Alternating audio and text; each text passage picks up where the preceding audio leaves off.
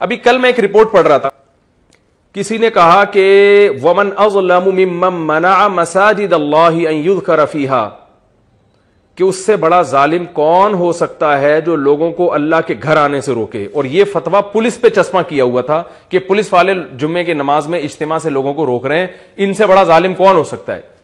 او بھائی جان، یہ جو آیت ہے قرآن مجید کی، آپ بڑے مفتیوں سے جو واقعی اوتھینٹک ہیں ان سے رابطہ کر کے پوچھو حضرت اس آیت کا کیا مطلب ہے. ومن اظلم ممن منع مساجد اللہ، اس سے بڑا ظالم کون ہوگا جو لوگوں کو اللہ کے گھر سے روکے. اس سے مراد وہ ظالم ہے جو لوگوں کو اللہ کے گھر سے نماز سے نفرت کی وجہ سے روک رہا ہے، کسی شرعی عذر سے روکنا اس میں داخل نہیں ہے. مشرکین مکہ کے بارے میں یہ آیت نازل ہوئی تھی، جو لوگوں کو نماز سے روکتے تھے اس لیے کہ وہ مشرک تھے، ان کو نماز کے وجود ہی سے نفرت تھی، وہ چاہتے ہی نہیں تھے کہ ایک اللہ کی عبادت ہو.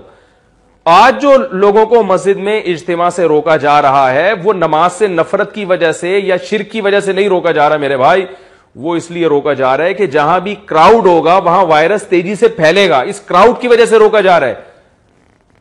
ورنہ یہ آیت تو فقہا پہ بھی چشمہ جو ہے نا منطبق ہوتی ہے، جنہوں نے جذام کے مریضوں کے بارے میں حکم دیا کہ ان کو مسجد میں نہ آنے دیا جائے. اب آپ مجھے بتاؤ، جن فقہا نے صدیوں پہلے لکھا ہے کہ جذام کے مریض اگر بہت زیادہ ہوں تو ان کو مسجد میں جماعت میں حاضری سے منع کیا جائے گا.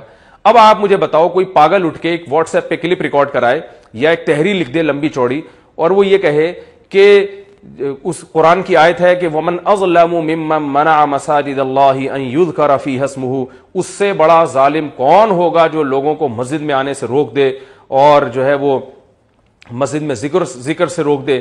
تو یہ فقہا نے جذام کے مریضوں کو مسجد سے روک دیا. اب کوئی جذام کا مریض اٹھ کے فقہا پر فتوے لگاتا پھرے تو کوئی عقل مندی کی بات ہوگی؟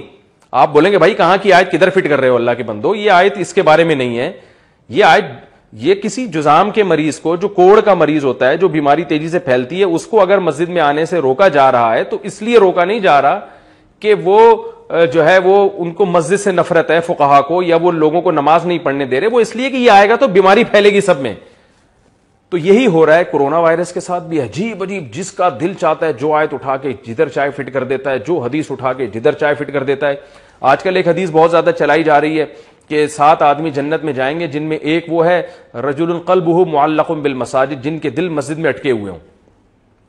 تو حدیث میں تو آتا ہے کہ مسجد میں دلوں کو اٹکاؤ اور یہاں جو ہے نا مسجد میں اجتماع کرنے سے منع کیا جا رہا ہے. او بھائی جان، حدیث میں جو آتا ہے کہ دل مسجد سے اٹکا ہونا چاہیے، یہ نارمل حالات میں یہی ہونا چاہیے.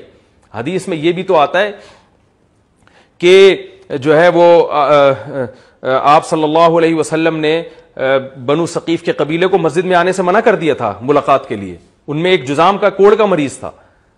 اب آپ یہاں اس معاذ اللہ نقل کفر نباشت، آپ رسول اللہ صلی اللہ علیہ وسلم کو یہ حدیث سنائیں گے کہ اے نبی، آپ ہی نے تو فرمایا کہ جس کا دل مسجد میں اٹکا ہو. اب وہ کوڑ کے مریض کا دل اگر مسجد میں اٹکا ہوا ہے تو آپ اس کو آنے سے کیوں روک رہے ہیں؟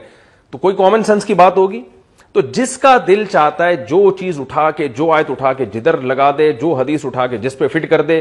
ایک طوفان کھڑا ہوا ہے. تو اللہ کے بندو، بڑے علماء ملک میں موجود ہیں، بڑے مفتیان کرام جن کو اللہ نے علم دیا، جن پر دنیا اعتماد کرتی ہے، تو آپ بھی ان پر اعتماد کریں. دیکھیں، ان السمع والبصر والفؤاد کل اولئک کان عنہ مسئولا. آپ کی زبان سے اگر ایک لفظ بھی نکلتا ہے تو خوب یاد رکھیں، اس کے بارے میں آپ سے قیامت کے دن سوال ہوگا.